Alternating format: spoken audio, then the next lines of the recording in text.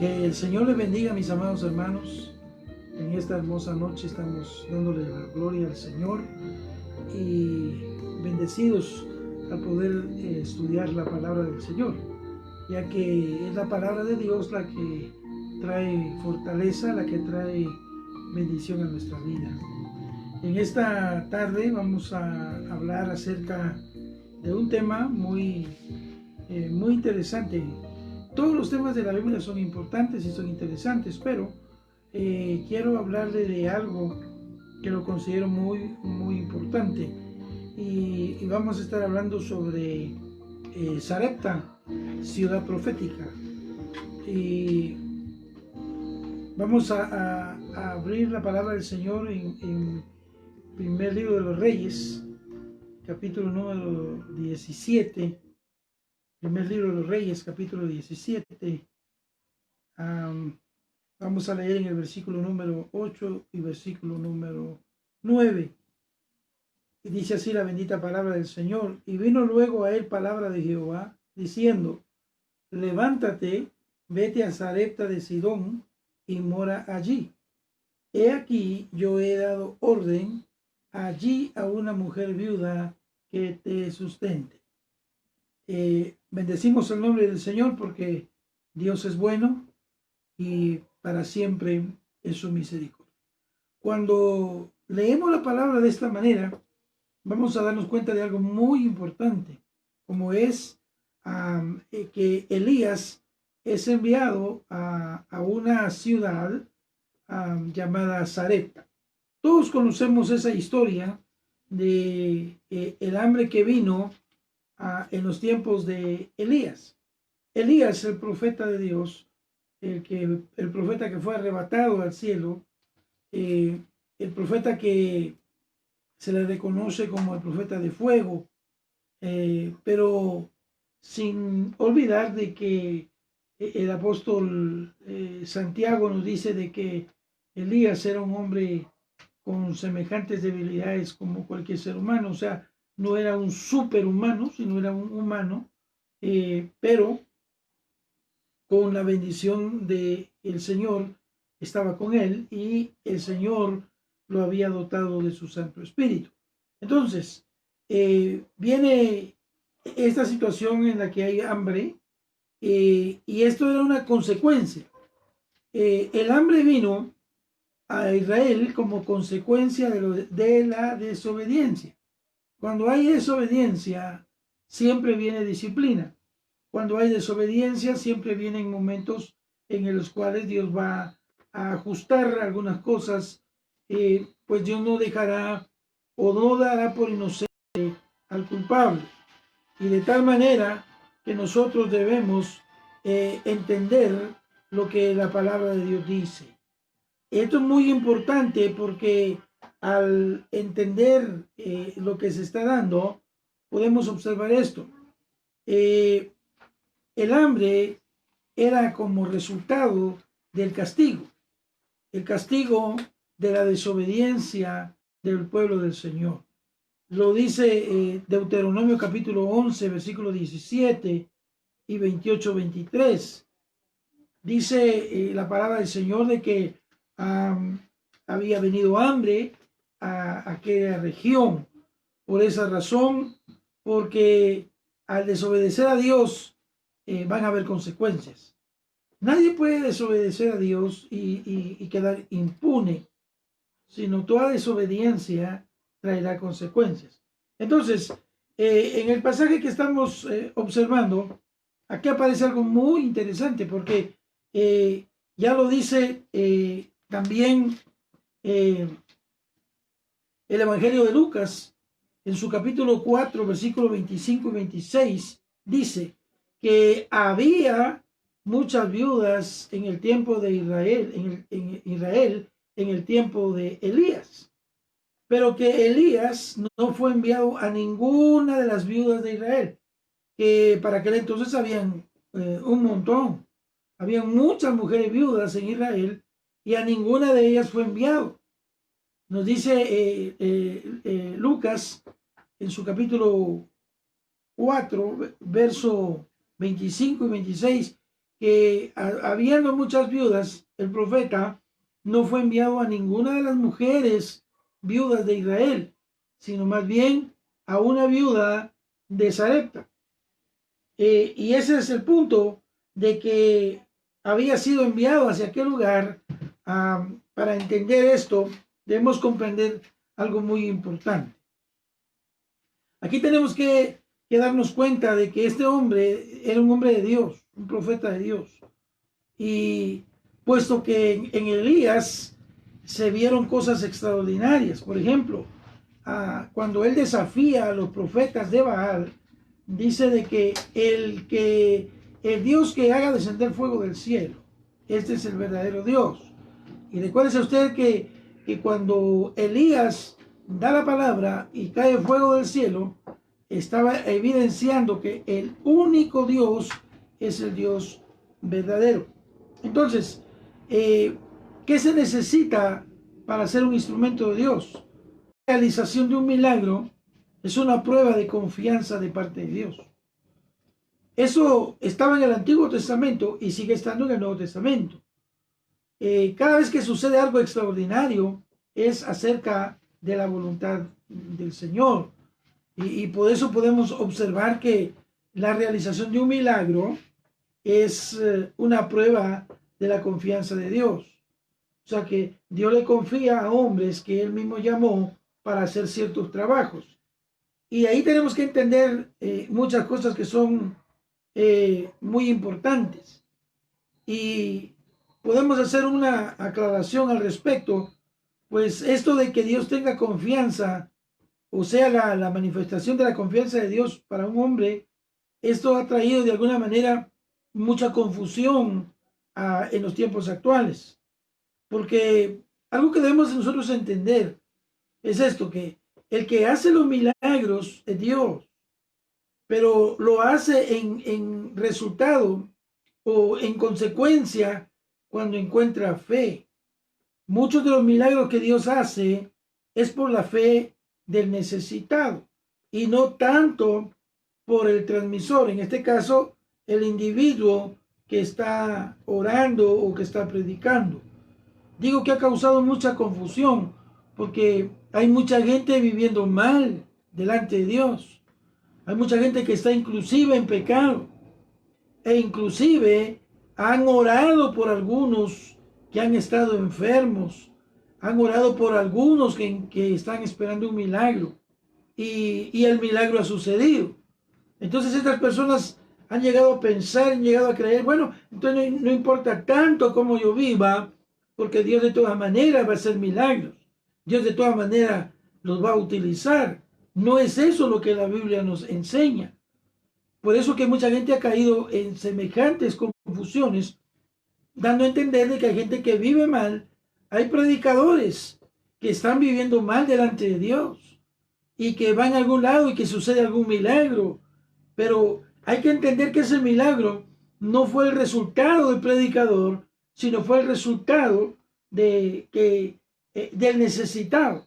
Alguien que realmente necesitaba un favor, un milagro, y depositó su fe y su confianza en Dios. Y entonces suceden los milagros. Hacemos esta aclaración porque esto ha traído mucho problema al pueblo de Dios. Y hay gente que entonces llegan a pensar, si viviendo mal Dios los usa, entonces ¿para qué corregirse? ¿Para qué vivir bien? No es eso lo que la Biblia nos está enseñando.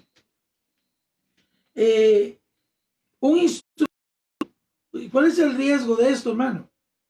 Cuando un instrumento que no es apropiado, sea hombre o mujer, puede fácilmente envanecerse del efecto conseguido, es lo que estamos platicando. Hay personas que llegan a pensar de que es importante hacer un milagro y entonces cuando sucede hay personas que llegan a envanecerse. Hay personas, predicadores y no predicadores de toda índole. Hay personas que cuando sucede un milagro, en vez de humillarse y reconocer la autoridad de Dios, se envanecen, se enorgullecen, como que si el poder viniera de ellos. Y el poder viene exclusivamente de parte de Dios. Por eso de que Mateo capítulo 7, versículo 21 al 23, dice, no todo el que me dice Señor, Señor, entrará en el reino de los cielos, mas aquel que hace la voluntad de mi Padre que está en los cielos. Y en aquel día muchos me dirán, en tu nombre profetizamos, en tu nombre hicimos milagros, y él les va a responder, no os conozco, apartados de mí, hacedores de maldad. Dando a entender entonces, pues, que los milagros es una atribución directamente de la persona del Señor por medio de su Santo Espíritu. Enhorabuena, si el instrumento, cuando hablamos de un instrumento no apropiado, es aquellos que se enorgullecen, se envanecen, como que si el poder fuera exclusivamente de ellos y no de Dios. Y no le dan toda la gloria al Señor. De esa manera, este es el contexto donde Elías está siendo enviado, en un contexto donde el pueblo de Israel estaba en pecado y por lo tanto no podía recibir la bendición que necesitaba. Toda una nación bajo un trato. ¿Y cuál era esa? La sequía. No caía agua no llovía sobre Israel. Entonces, el Señor envía a Elías a Sarepta. Ahí había una viuda que él había preparado, según nos dice el versículo 9. Levántate, vete a Sarepta de Sidón, mora ahí, y aquí yo he dado orden allí a una mujer viuda que te sustente. Entonces, cuando vemos este pasaje, es muy interesante. Y esto nos lleva a una pregunta. ¿Por qué Dios envió a Elías a Sarepta y no a Israel en el entorno en el que él estaba? Por ejemplo, ¿dónde quedaba Sarepta? ¿Y qué era Sarepta? ¿Y por qué hemos titulado este mensaje Sarepta, ciudad profética? Me llamó mucho la atención al ponerle este nombre o este título por algunas cosas que quiero compartir con ustedes, que es muy, muy interesante. Entonces, llega Elías a Sarepta, Sarepta de Sidón. Sarepta de Sidón. Bueno, Sidón estaba en una ciudad, al llegar a Sarepta, tenía aún al norte, estaba Sidón a 13 kilómetros y al sur Tiro estaba a 19 kilómetros. Entonces, Sarepta estaba en medio de dos ciudades, de Tiro y de Sidón. La ciudad que estaba en medio de estas dos ciudades era Sarepta. Ahí fue enviado el profeta Elías. Sarepta de Tiro y Sidón es lo que hoy actualmente se conoce como el Líbano. Líbano, ciudad próxima, fronteriza con Siria e Israel. Entonces esto es muy interesante, hermanos, porque el Señor envió a Elías a ese lugar, a Sarepta de Sidón. En ese lugar era muy interesante porque Sarepta en ese entonces era el centro del culto a Baal. Sarepta estaba tremendamente invadido por este espíritu llamado Baal, que literalmente significa el señor de las moscas, que tiene que ver con el espiritismo. ¿Por qué la gente consultaba a Baal, el señor de las moscas? Porque tenía un poder predictivo. ¿Por qué las personas buscan la hechicería, la brujería, el ocultismo? Que han llegado a la cartomancia, quiromancia, necromancia, que la necromancia es adivinar a través de restos humanos. Entonces, es porque la gente busca ese poder predictivo porque todo el mundo quiere conocer su futuro. qué le depara el futuro, qué va a suceder con ellos. Y entonces Sarepta se había convertido en el centro del culto a Baal. Eran multitudes las que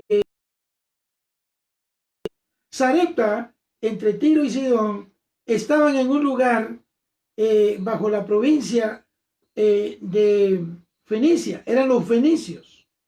Entonces, esto es muy interesante porque se recuerda usted que en ese lugar, cuando el Señor Jesucristo, dice la palabra del Señor en el Evangelio de Marcos, capítulo 7, Evangelio de Marcos, vamos a leer este pasaje que es muy, muy interesante. Marcos capítulo 7, versículo número 24. Dice así la bendita palabra del Señor. Gloria sea el nombre del Señor. Verso 24 del capítulo 7 de Marcos. Levantándose de allí, se fue a la región de Tiro y Sidón. Y entrando en una casa, no quiso que nadie lo supiese, pero no pudo esconderse. Porque una mujer cuya hija tenía un espíritu inmundo, luego que oyó de él, vino y se postró a sus pies. La mujer era griega, sirofenicia de Sidón, y le rogaba que echase fuera de su hija a aquel demonio. El Señor tuvo un diálogo con esa mujer. Usted sabe que el Señor le respondió que no era lícito dar el pan de los hijos a los perrillos. La mujer respondió que aún los perrillos comían de las migajas que caían de la mesa. Y entonces el Señor dijo, por esta palabra, ve, el demonio ha salido de tu hija. Verso 30, cuando ella llegó a su casa, halló que el demonio había salido y la hija acostada en la cama. Aquella mujer griega, sirofenicia estaba en el lugar de lo que hoy conocemos como el Líbano. Entonces automáticamente formaban un triángulo. Tiro, Sidón, Fenicia. Y en el centro, en el medio, quedaba Sarepta. Por eso era que era el culto a Baal. Quedaba estratégicamente en el centro. Y entonces, esa mujer fenicia, que eran vecinos de la misma región de Sarepta, y cuando oyó, se enteró que Jesús estaba allí, le pidió favor porque su hija estaba atormentada de un demonio. Y aquí podemos entender algo muy interesante. Esa mujer tenía una necesidad tremenda y buscó al Señor, y el Señor tuvo un diálogo con ella y al final hizo un milagro en ella. Esto es lo interesante, porque fíjese que cuando, volviendo al capítulo de Primera de Reyes, en el cual estamos abordando, cuando el Señor envió a Elías a Sarepta, la palabra de Dios dice de esta manera, en el versículo número 18. Y ella dijo a Elías, ¿qué tengo yo contigo, varón de Dios? Has venido a mí para mis iniquidades y para hacer morir a mi hijo. Aquella mujer viuda que Dios había levantado para alimentar al profeta Elías, ella tenía un hijo. El profeta se sostuvo ahí hasta que volviera a venir lluvia. Estuvo en aquel sector, en aquel lugar, un tiempo siendo alimentado por la viuda. Pero el hijo de esta viuda enfermó y murió. Y ella dijo que sus iniquidades habían venido sobre ella para hacer morir a su hijo. Elías le pide a su hijo, y entonces dice la palabra del Señor, verso 20, Y clamando a Jehová dijo, Jehová Dios mío, aún a la viuda en cuya casa estoy hospedado, la has afligido, haciéndole morir a su hijo. Y se tendió sobre el niño 3 veces y clamó a Jehová y dijo, Jehová Dios mío, te ruego que hagas volver el alma de este niño a él. Y Jehová oyó la voz de Elías, y el alma del niño volvió a él y revivió. Y entonces Elías se lo... Recuérdese que esto está pasando aproximadamente 850 años, antes de que Cristo aparezca, en el tiempo de Elías. Es interesante que después de 850 años aparece el Señor Jesús, y el Señor Jesús ya en su ministerio, ahora Él va a Sarepta de Sidón, aquel mismo lugar donde había el profeta Elías 850 años antes había llegado y había sido alimentado, pero había resucitado al hijo de una viuda en Sarepta. Ahora Jesús vuelve a ir a Tiro y a Sidón. Y esto es lo importante que nos debe llamar mucho la atención, porque cuando a Jesús le preguntaron, él fue claramente contundente cuando dijo, yo no he venido sino a las ovejas perdidas de Israel. Mateo capítulo 15, versículo 24. Y en el capítulo 10 de Mateo le dio órdenes a sus discípulos. Vayan y no entren en camino de gentiles, ni en camino ni en ciudad de samaritanos, sino vayan a las ovejas perdidas de la casa de Israel. Tanto el Señor Jesús como sus discípulos tenían una comisión de llevar solo el mensaje a las ovejas perdidas de la casa de Israel, a nadie más. Si ese era el caso, entonces, ¿qué andaba haciendo Jesús en un lugar tan lejos, fuera de su perímetro, fuera de su ciudad? El Líbano actualmente estaba fuera de las fronteras de Israel. Y cuando el Señor llega a Sarepta, cuando él llega a Sidón, dice la bendita palabra del Señor que él estaba ya en otro país. ¿Qué estaba haciendo ahí si no había sido enviado a los gentiles? Él mismo lo expresó. Es curioso que Jesús haya llegado al mismo lugar donde tiempo atrás había sucedido un milagro. Ahora vuelve a pasar otro similar, porque mire, la hija de la señora esta estaba endemoniada. Pero si lo vemos literalmente, esa muchacha lo único que le decía, falta de estar encajonada, porque muerta ya estaba. El demonio la atormentaba tremendamente. Sabemos por la Biblia que el diablo solo ha venido para matar, robar y destruir.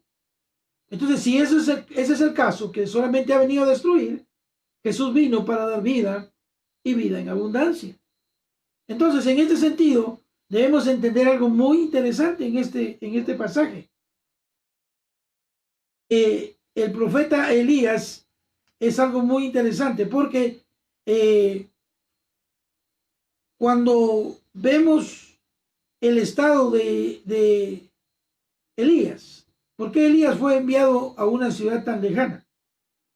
Por una característica que se conoce como madurez espiritual. ¿Qué es madurez espiritual?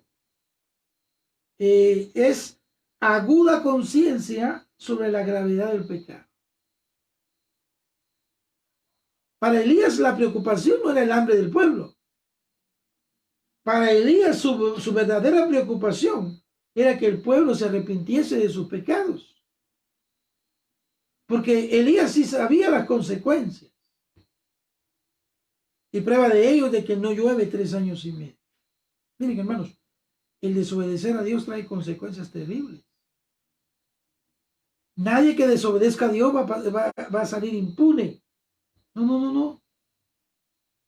Entonces, en este sentido, todo lo que el hombre siembra, eso cosecha, dice la Biblia. Entonces, la madurez espiritual de Elías se manera que era muy interesante. Ahora, ¿por qué decimos que Elías o Sarepta de Sidón, una ciudad profética? Porque Elías, al llegar a Sarepta, dijimos, entre Tiro y Sidón, fenicios, estaba en el territorio de lo que hoy actualmente se conoce como el Líbano. El Líbano es la ciudad costera donde fácilmente se puede entrar por el Mediterráneo, se puede entrar a las costas del Líbano y consecuentemente entrar a Israel, ya que por el lado del oeste se encuentra Siria. Entonces Siria está bloqueado con algo que se llama los Altos del Golán. Israel tiene que antes de la guerra de los 6 días, en el 67, eso estaba ocupado por los sirios y por eso es que podían hacer barbaridades con Israel, porque está en alto y es estratégico. Después de la guerra de los 6 días, el Señor le da la victoria y ellos vuelven a conquistar los Altos del Golán. Entonces Siria ya no puede entrar por los Altos del Golán. Entonces tiene que buscar un lugar estratégico y el lugar estratégico es el Líbano. Y esto es muy interesante, hermano. Esa ciudad que cientos de años se ve algo, 850 años Elías, y el Señor Jesús aproximadamente a la era 2000 años, casi los 3000 años de una ciudad que hoy por hoy se convierte en una ciudad estratégica y una ciudad profética. Así como a Sarepta le fue enviado Elías, y así a Sarepta le fue enviado el Señor Jesús, también Dios ha enviado estratégicamente a personas de Israel para que el Líbano no vaya a lograr sus propósitos. Por eso que militarmente esa franja del Mediterráneo, del mar, donde supuestamente podrían entrar barcos de Siria para ocupar y fácilmente entrar a Israel, ese es lo que se conoce actualmente como la zona de conflicto. Ese perímetro está cercada. Esa frontera, ellos tienen un cordón en las costas, desde Beirut, que es la capital del Líbano, hasta Haifa. Haifa es una ciudad portuaria de Israel que colinda casualmente en el límite del mar. Y toda esa franja del mar Mediterráneo, de la costa, Israel lo tiene sitiado.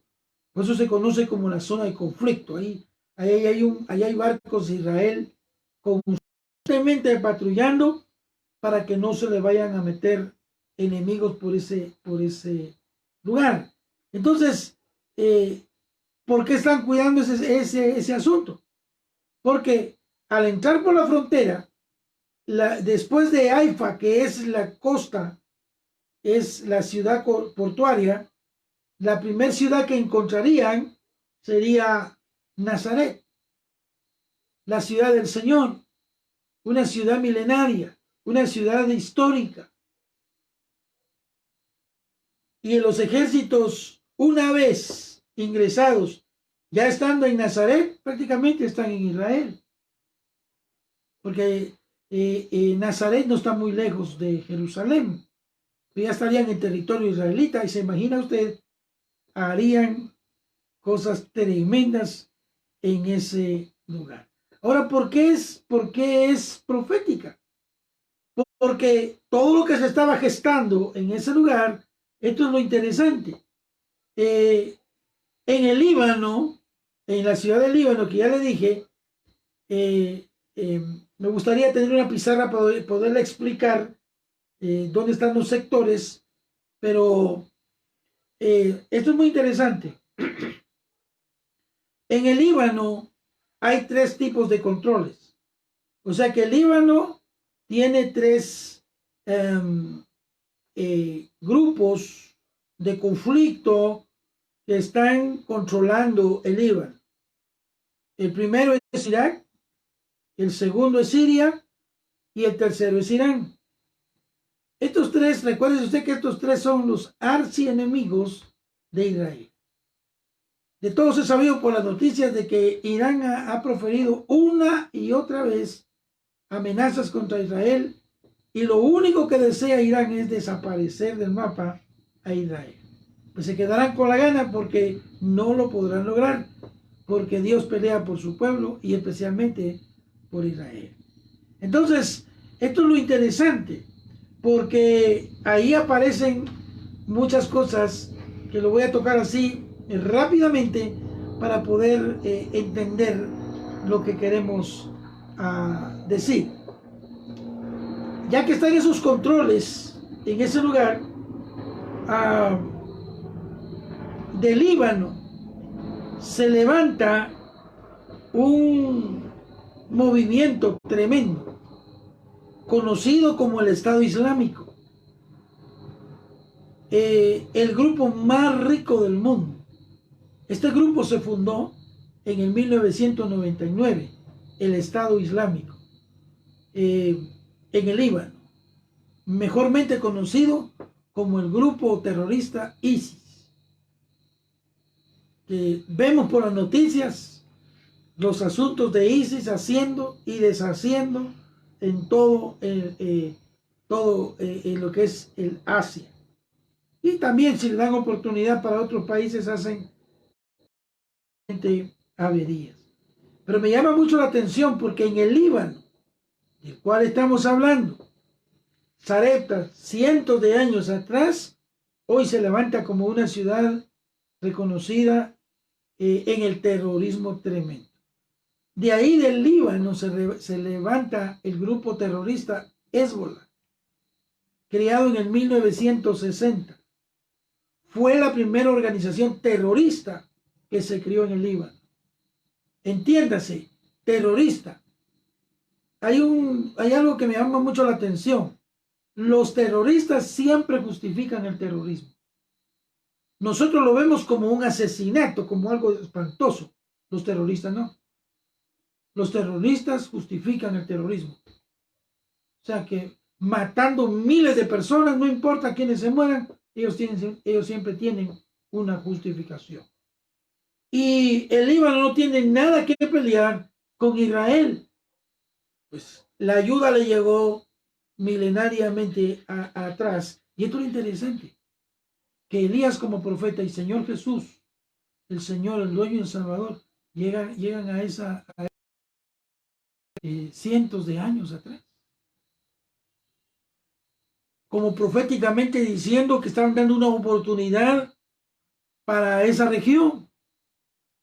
Y sin embargo, esa región que recibió ayuda del Señor, hoy son los enemigos de Israel. Tremendos. Tal así que ya dije, del 60 se levanta el Hezbollah, grupo terrorista tremendo. Se crea otro grupo terrorista llamado los talibanes, que no son otra cosa más que de los de Afganistán y Pakistán, árabes, que son los que colindan todo lo que es Arabia Saudita, todo lo que es la parte del Asia. Hermano, todo el tiempo Israel ha sido asediada, pero hoy más que nunca a través de estos grupos terroristas. El grupo terrorista más terrible, enemigo tremendo que ha tenido Israel y que sigue teniendo y que hasta el día de hoy sigue batallando, es el Hamas. El Hamas es el palestino que está en Cisjordania. Hasta el día de hoy, los problemas que están en Medio Oriente, los problemas que están en el cercano Oriente, son provocados por este grupo terrorista llamado Hamas, que son palestinos, que hemos visto a través de las noticias y a través de muchas cosas de que ellos lo que quieren es el territorio de Israel, a como dé lugar. Y para eso es que se ha creado este grupo de terroristas. Está el grupo Al Qaeda, que fue creado en el 1988. Grupo terrorista terrible, Al Qaeda, árabes. Pero mire, Al Qaeda es considerado juego de niños a la par del OLP, de la Organización de Liberación Palestina, creada en el 64, donde era presidente y precursor el señor Arafat. Hermano, Al Qaeda es terrible, pero no es nada en comparación de la OLP. Y qué terrible, hermano. Miren las cosas que pasan. Y todo se da en ese sector. Ese sector de Sarepta, Sidón, Tiro y Sidón. Profetizando el Señor, siempre enviando una palabra de fe, siempre enviando una palabra de bendición. Bendito sea el nombre maravilloso del Señor. Y en el 2002 fue creado otro grupo terrorista llamado Boko Haram de Nigeria, el grupo más mortífero del siglo XXI. Solo tenemos ver las noticias, CNN y noticieros así por el estilo, de las atrocidades que ha hecho el Boko Haram en Nigeria. Hemos visto las masacres, las cosas espantosas que han habido. Es el grupo más mortífero del siglo XXI. Por lo menos así lo han tipificado algunos especialistas en el sentido. Entonces, podemos observar esto. ¿Qué es lo que el Señor nos está diciendo a través de su bendita palabra? Al igual que aquel entonces, en esa región, el paganismo, el culto al ocultismo, había proliferado de una manera interesante. Hoy por hoy, estos grupos terroristas se han levantado con un solo fin: destruir a Israel. No tienen otra meta, no tienen otro fin que destruir a Israel. Y nótese usted que no son enemigos, son varios los que se levantan con un solo fin: el fin de querer destruir a la nación de Israel. La buena noticia es de que Dios está con su pueblo para defenderlo. Sea bendito el nombre maravilloso del Señor.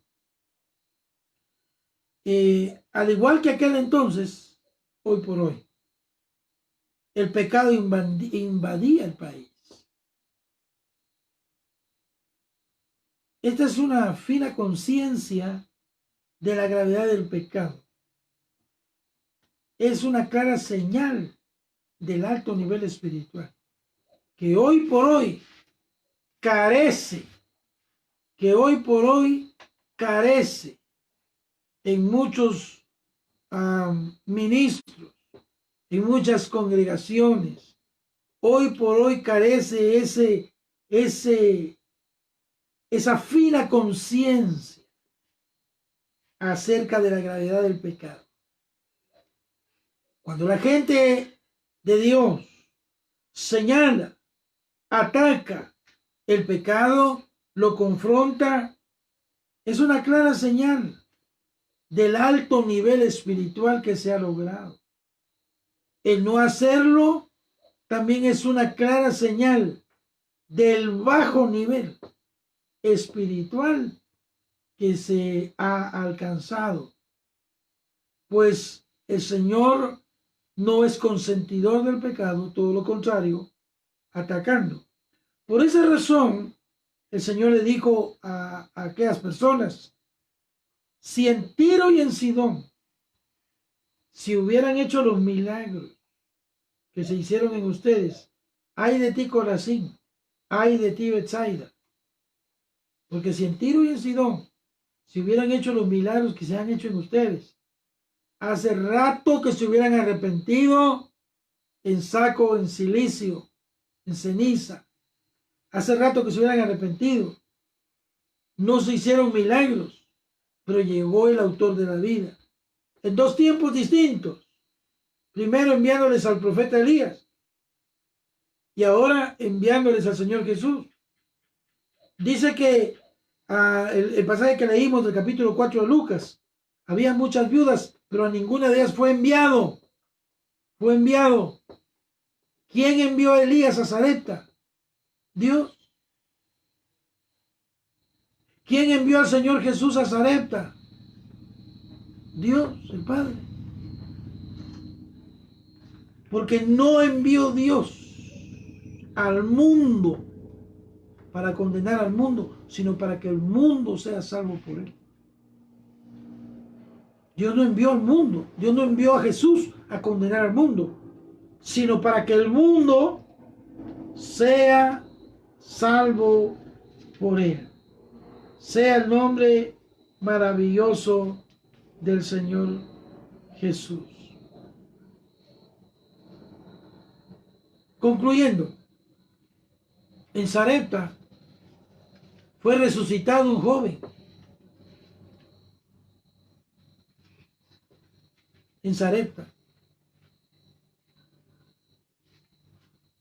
En el tiempo del Señor Jesús fue llevado o llegó al mismo lugar y ahí había una mujer, una joven endemoniada que prácticamente ya estaba aniquilada, estaba muerta.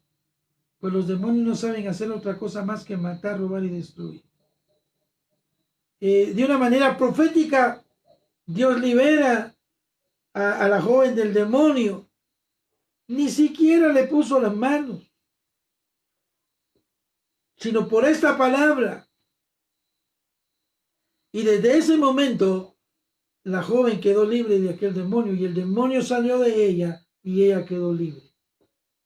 Obviamente quedó testimonio de ese evento glorioso.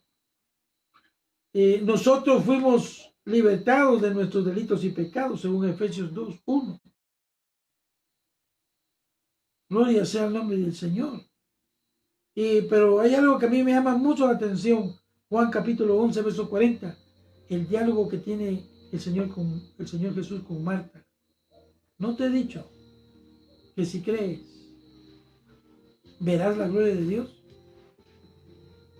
¿Cómo Marta vio la gloria de Dios?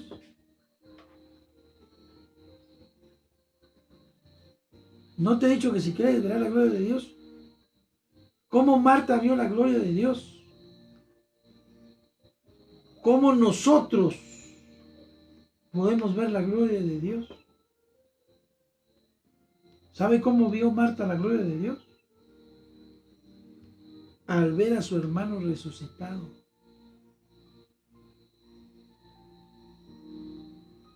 ¿Cómo usted y yo vamos a ver la gloria de Dios?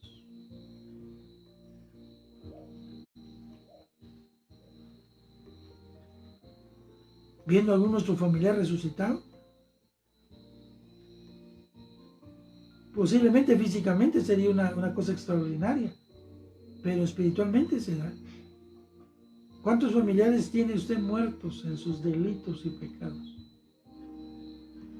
¿Cuántos familiares tiene usted que están destruidos por el pecado?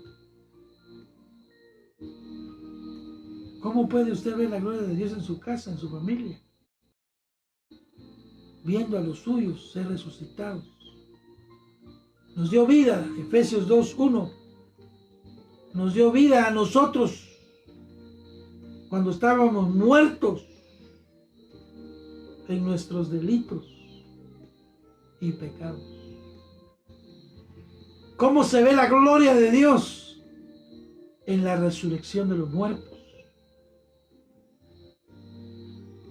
Estoy hablando espiritualmente. Porque alguien que muera y murió en Cristo, ¿para qué orar para que resucite?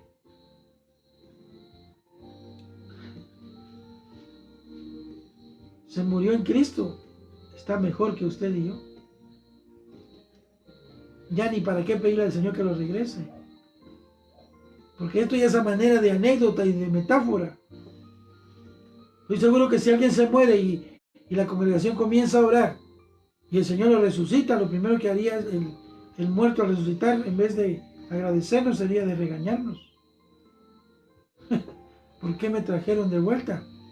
Ya estaba mejor. Por supuesto, es una manera metafórica de hablar. Pero sí podemos ver la gloria de Dios al ver a los muertos resucitar. ¿Y por qué no decirlo? Nosotros mismos.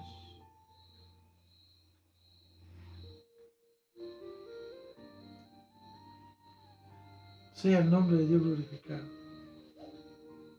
Necesitamos volver a la vida. El Cristo de la gloria llegó a aquel lugar y ha llegado hacia nosotros también.